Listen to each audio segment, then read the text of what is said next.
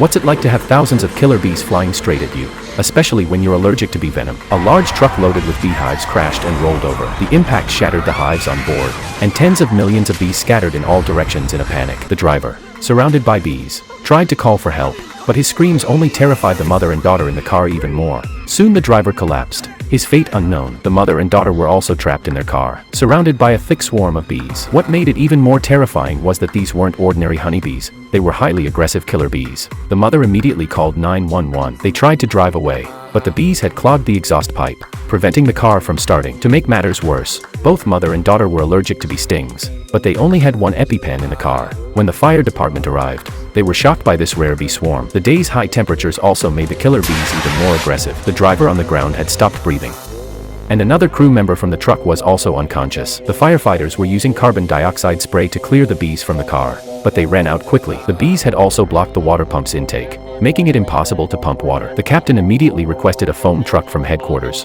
but due to traffic, it would take 20 minutes to arrive.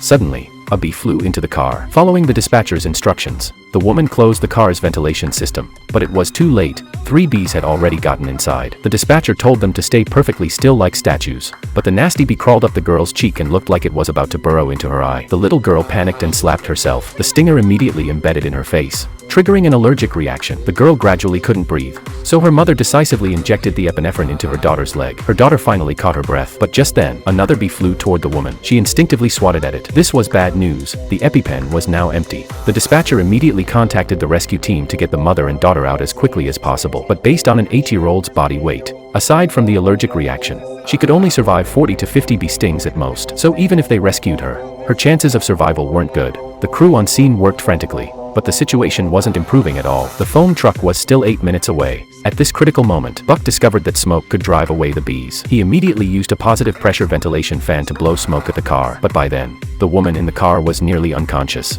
Fortunately, the dispatcher found through research that there might still be medication left in the injector. She guided the woman to cut open the outer casing, and sure enough, there was still a small syringe inside. But just then, the woman used up all her strength and passed out. However, with the dispatcher's encouragement and guidance, the girl bravely managed to inject her mother successfully. The woman finally woke up. Outside the car, the crew was also using smoke to drive away the bees. This tactic was definitely working. There were fewer and fewer bees around the vehicle. The crew seized the opportunity to rescue the mother and daughter. Just when they thought things could finally calm down, an even bigger explosion occurred. More than 15 million killer bees rose into the air, forming a super swarm that looked like a tornado.